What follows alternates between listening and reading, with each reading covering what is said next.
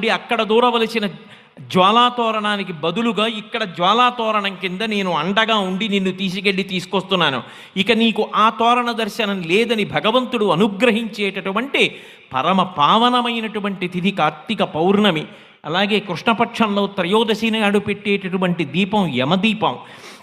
ఇన్ని తిథులతో, ఇన్ని రకాలైన ఉపాసనలతో మనిషిని పరిపూర్ణమైనటువంటి మనుష్యుడిగా దిద్దగలిగినటువంటి పరమాద్భుతమైనటువంటి మాసము కార్తీక మాసము. అందున ద్వాదశి ద్వాదశి శుక్లపక్షంలో లక్ష్మీనారాయణ కళ్యాణంగా కాకుండా మంగళాష్టకములకు ప్రాధాన్యమిచ్చి తులసీకృష్ణుల యొక్క వివాహాన్ని ప్రతి చోట జరిపిస్తారు. ఆ తులసి అంత గొప్పది, ఆ ఉసిరి అంత గొప్పది, చెట్లు ఎంత గొప్పవో. ఆ చెట్లని పాడు చేసుకుంటే మన జీవితం ఏమైపోతుందో, ఆ చెట్లు ఉన్న చోటికి వెళ్ళి అనుభవిస్తే దాని విలువ తెలుస్తుందని